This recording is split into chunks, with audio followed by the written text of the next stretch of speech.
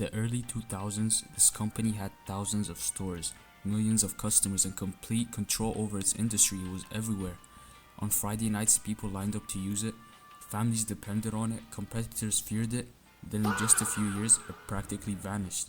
So how does a company worth billions of dollars lose everything?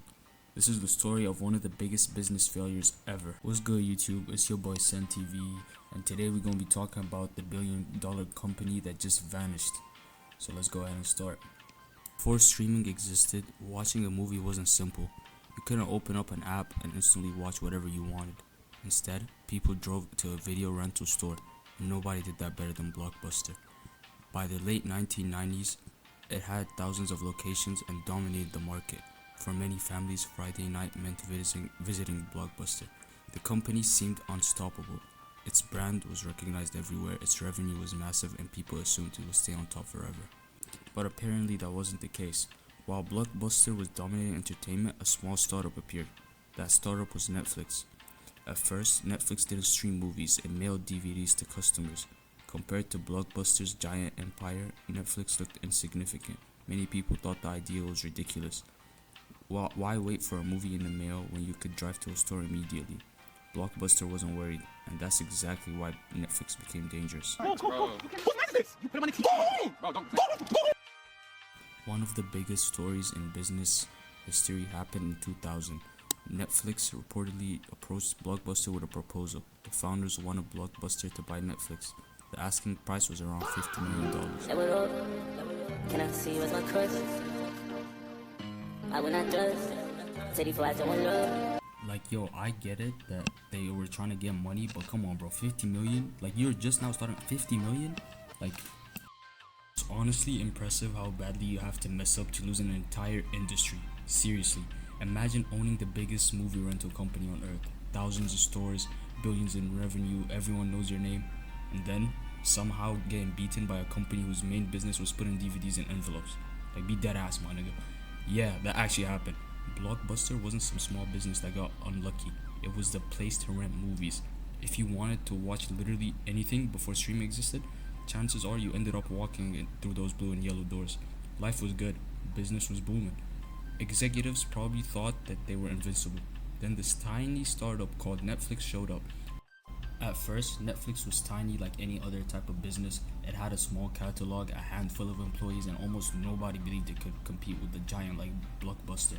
But while Blockbuster was focused on opening more stores, Netflix was focused on making renting movies easier. It's like quality over quantity, basically.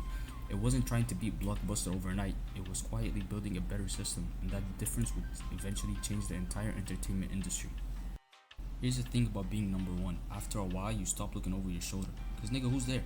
Why would you? Blockbuster had thousands of stores, millions of loyal customers, and money was rolling in. From their perspective, they were him.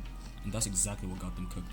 Because while Blockbuster was busy flexing how many stores they had, Netflix was busy figuring out how to make stores completely unnecessary. That's the difference.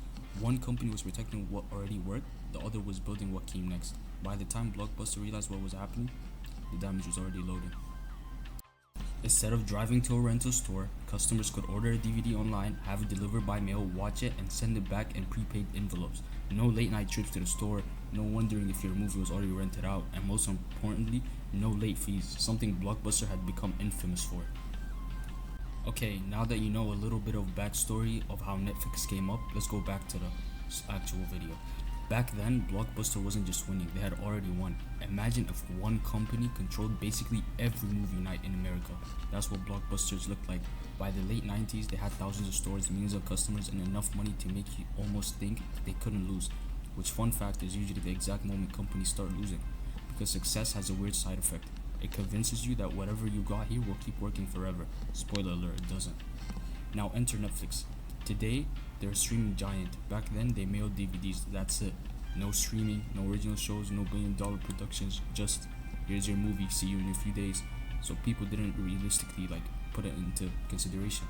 Compared to Blockbuster, they looked harmless, like bringing a water gun to a tank fight. So naturally, Blockbuster ignored them, which is one of the business decisions that gets taught in schools now, mostly as a warning. Now let me tell you about the $50 million fumble. This is where Blockbuster absolutely starts selling. By the year 2000, Netflix wasn't some billion-dollar empire. It was a tiny company trying to survive. Money wasn't exactly flowing, and they knew competing head-to-head with Blockbuster wasn't realistic. So instead of fighting them, they tried to join them. Netflix founders walked into a meeting with a Blockbuster and basically said, "Hey, buy us."